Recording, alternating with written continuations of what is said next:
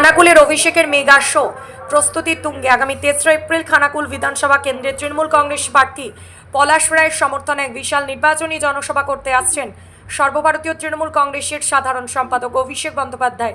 খানাকুলের library football মাঠে আয়োজিত এই মেগা শোকে কেন্দ্র করে বর্তমানে রাজনৈতিক তৎপরতা চরমে।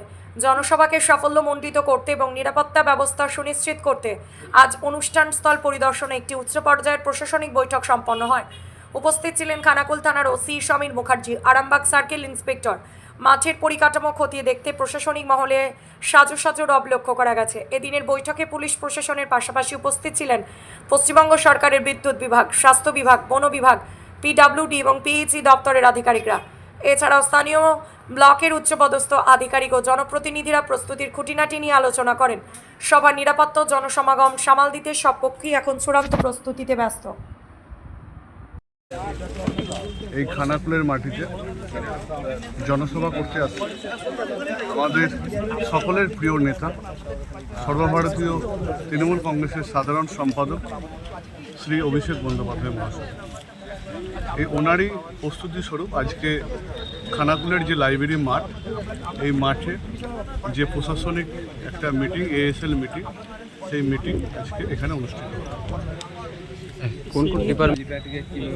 আমরা এখানে প্রশাসনের শীর্ষ কর্তারা আছেন, ডিএসপি সাহেব আছেন, ওসি সাহেব আছেন এখানে, এবং যে সিকিউরিটি, যে ডাইরেক্টর সিকিউরিটি ওনারা আছেন, এবং ফায়ার থেকে শুরু করে পিডব্লিউডি এবং হেলথ এবং সিভিল ইঞ্জিনিয়ার, ইলেকট্রিক এবং জয়েন্ট বিডিও সাহেব সকলেই ছিলেন। এবং মূল বিষয়গুলো যেগুলো এগুলো তো ওনাদের যেগুলো বিষয় আর কি, যে টেকনিক্যালি যে পার্টগুলো, সেই টেকনিক্যালি পার্টগুলো আলোচনা হলো প্রত্যেকের যে নিজ নিজ দায়িত্ব বা প্রত্যেক ডিপার্টমেন্ট ওয়াইজ যে কাজ, সেটা কিন্তু প্রত্যেককে ওনারা ইনস্ট্রাকশন দিলেন। আমরা যেমন পলিটিক্যাল পার্ট আছে, পলিটিক্যাল পার্টের যে দায়িত্ব সেটা আমরা বুঝে নিলাম। সেই মতো আগামী দিনে আমরা কাজ করে আমাদের লক্ষ্য হচ্ছে এই সভাকে খানাকুলের মাটিতে একটি ঐতিহাসিক সভাতে পরিণত করা। হেলিপ্যাডে তো গাড়ি পার্কিংও আমরা অলরেডি স্পট সিলেকশন করেছি। আমাদের 3টে স্পট করেছি, একটা হচ্ছে ইস্ট, ওয়েস্ট এবং হচ্ছে সাউথ এবং নর্থ।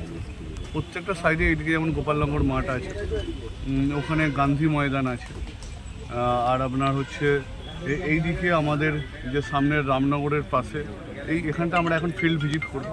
ওখানে যে আমাদের এগ্রিকালচার ল্যান্ড আছে, খুব সম্ভবত অনেক বাস আসবে, বাস আসবে, প্রায় 400-র উপর বাস আসবে।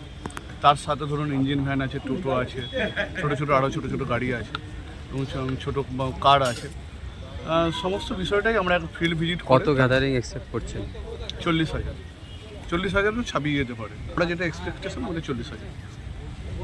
ম্যানেজমেন্টের জন্য নিরাপত্তা পর্যাপ্ত পরিমাণে এখানে হেলথের স্টাফ থাকছে এবং অ্যাম্বুলেন্স থাকছে, রোড সাইডে অ্যাম্বুলেন্স থাকছে এবং রোডসের ওপর পিএইচিকে বলা হয়েছে পানীয় জল, এবং আমাদের তরফ থেকে আমরা ওআরএস, এবং প্রত্যেকটা যে জোন হবে, যে মিটিং স্থলে যে জোন হবে, সেই জোনের 4টে কোণায় 4টে করে জলের যে আমার এখানে যে জলের যে সিস্টেম আর কি, জলের গ্লাস, জলের সিস্টেম এবং ডাস্টবিন রাখা হবে, এবং পর্যাপ্ত পরিমাণে ওআরএস এবং জায়গায় জায়গায় হেলথের টিম রাখা হবে, কোথাও যাতে কোনো রকমভাবে অসুবিধা না হয়। নজর দিচ্ছে বলে মনে করছেন অভিষেক বন্দ্যোপাধ্যায় খানাকুলে সভা করছে? দেখুন, এখন পর্যন্ত প্রায় নির্বাচন ঘোষণা হওয়ার পর 10 দিন হয়ে গেছে। 10 দিনের সাধারণ মানুষের যে উচ্ছ্বাস, উদ্দীপনা এবং যে ভালোবাসা তৃণমূল কংগ্রেসের প্রতি, সেটা কিন্তু প্রত্যেক দিন আমার দলের বুথ থেকে একদম ব্লক স্তর পর্যন্ত আমি প্রার্থী হিসেবে যখনই প্রচারে বের হচ্ছি, তখনই কিন্তু সেটা পরিলক্ষিত হচ্ছে। তা খানাকুলের বারবার দেখুন, দিদি যখনই সভা করেন, এই আরামবাগ মহকুমা থেকেই হোক বা হুগলি জেলার যে কোনো প্রান্ত থেকে, উনি বারবার খানাকুলের নাম নেন। খানাকুলের মাটি, রাজা রামমোহন রায়ের মাটি, সেই জায়গায়, এবং আমাদের অভিষেক দাও, উনি কিন্তু বারবার খানাকুলের কথা বলেন। এবং আগামী দিনে আমরা উন্নত খানাকুল গড়ার ক্ষেত্রে আমরা সমস্ত স্তরের মানুষকে যারা ভুল করেছিল, সেই সকল মানুষকেও আমরা আহ্বান জানাচ্ছি যে 2026-এ আপনারা সকলে এগিয়ে আসুন, সকলকে নিয়ে, সকলের মতকে অগ্রাধিকার দিয়ে আমরা উন্নত খানাকুল আগামী দিনে গড়ে তুলব।